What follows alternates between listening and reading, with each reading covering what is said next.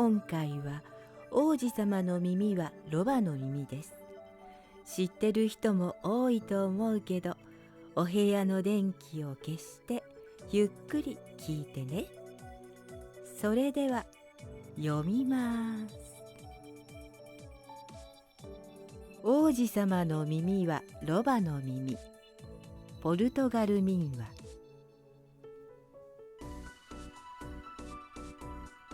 昔、一人の王様がいましたが、跡継ぎの子供がいなかったので、いつも寂しく思っていました。ある日、王様は森の奥に住む妖精たちに頼みに行きました。わしは子供が欲しいのじゃ。願いを叶えてくれないか。いいですとも、1年と1日お待ちください。それから1年と1日経つと、お妃様が赤ちゃんを産みました。赤ちゃんは男の子でした。もちろん王様は大喜びです。まもなく森の妖精たちがお祝いに来ました。王様、お妃様、おめでとうございます。お祝いの贈り物に魔法をかけてあげます。赤ちゃんが大きくなったら世界一素敵な王様になれるように。私は王子様が正直で賢くなれるようにしてあげます。ところが3番目の妖精はこう言いました。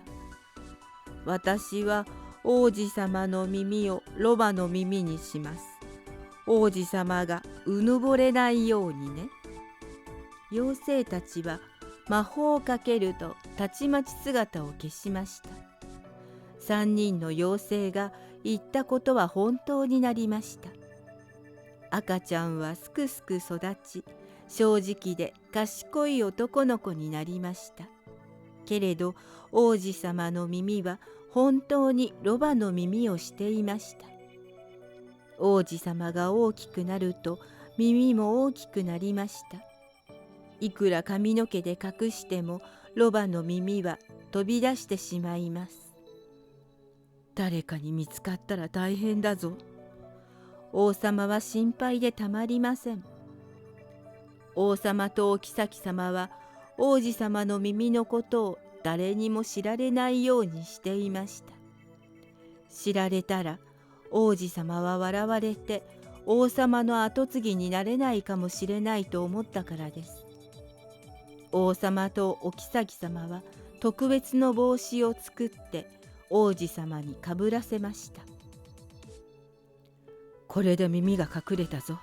よしよし。王子、帽子を取ってはいけませんよ。帽子のおかげで王子様の耳がロバの耳だと気づく人は誰もいませんでした。王子様は一人前の若者になりました。背はすらりと高く、顔はきりりとしていて、大変頭のいい王子様です。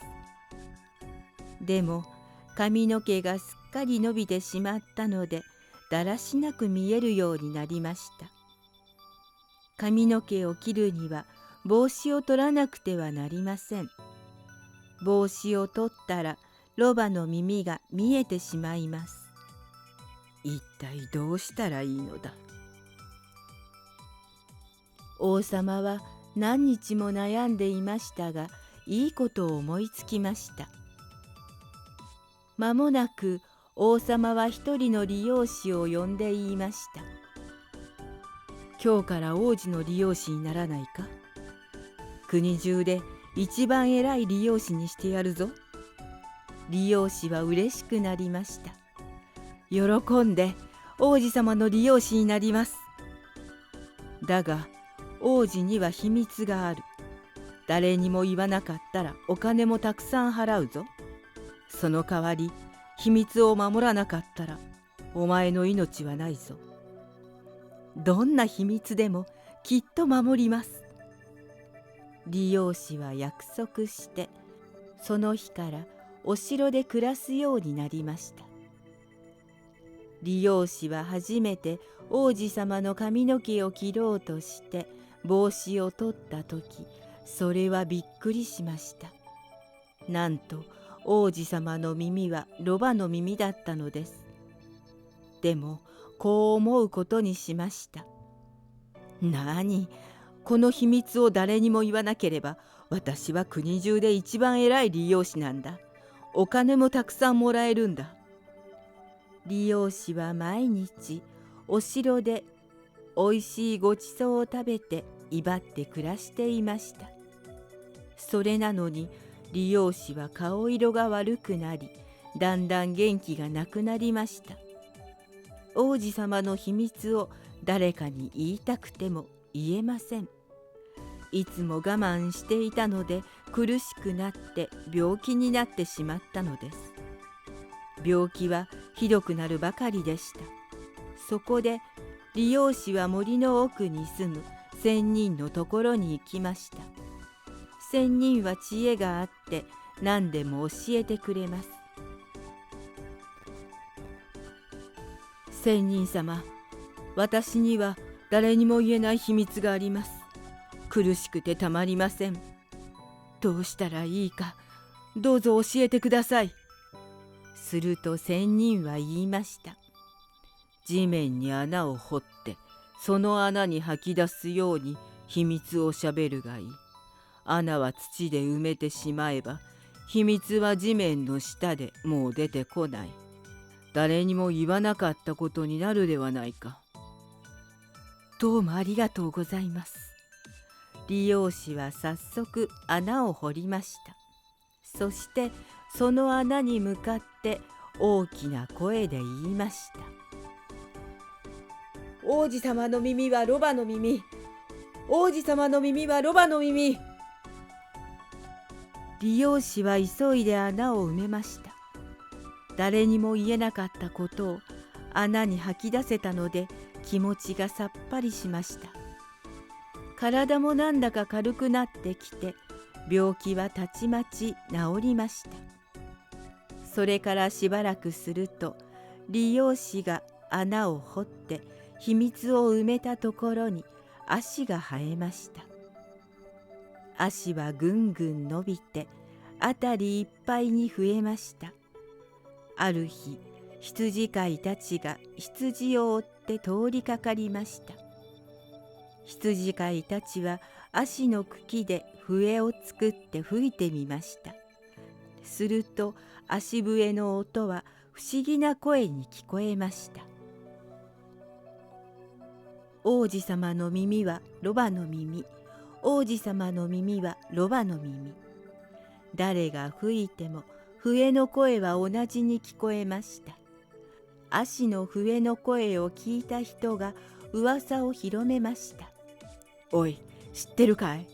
王子様の耳はロバの耳なんだって。はあ、おかしいな。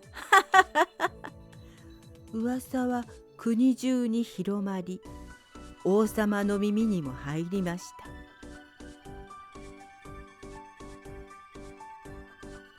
王様は羊飼いたちをお城に呼び寄せました。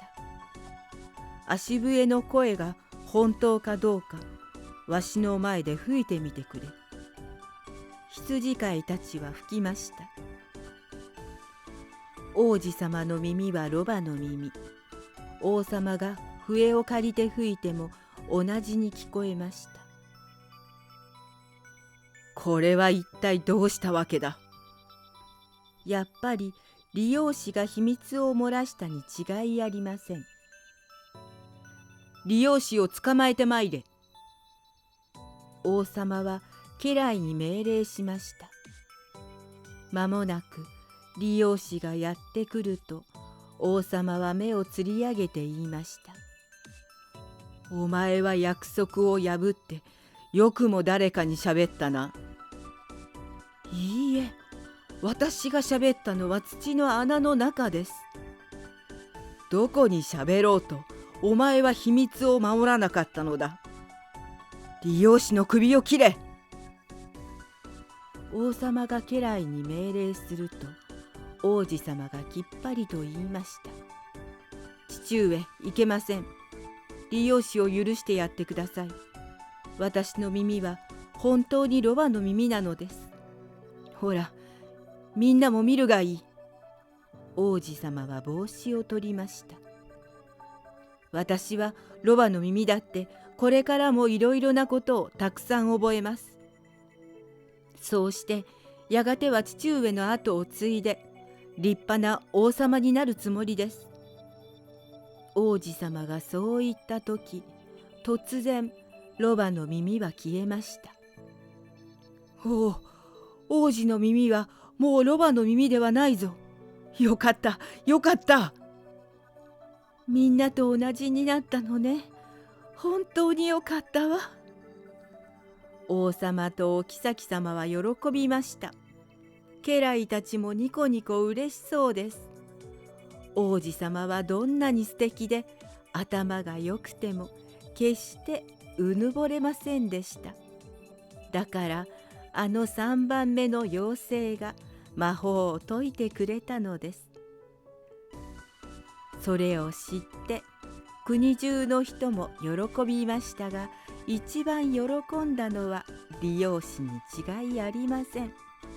首を切られるところでしたが助かったのです。それから足笛を吹いてもあの不思議な声は聞こえなくなりました。子供たちが吹くと足笛の音は楽しい歌に聞こえました。何年か経って王子様は王様になりました。いつまでも素敵で正直で立派な王様でした。おしまい。はい、今日のお話はここまで。みんなもう寝たかな？ゆっくりおやすみなさい。いい夢見てね。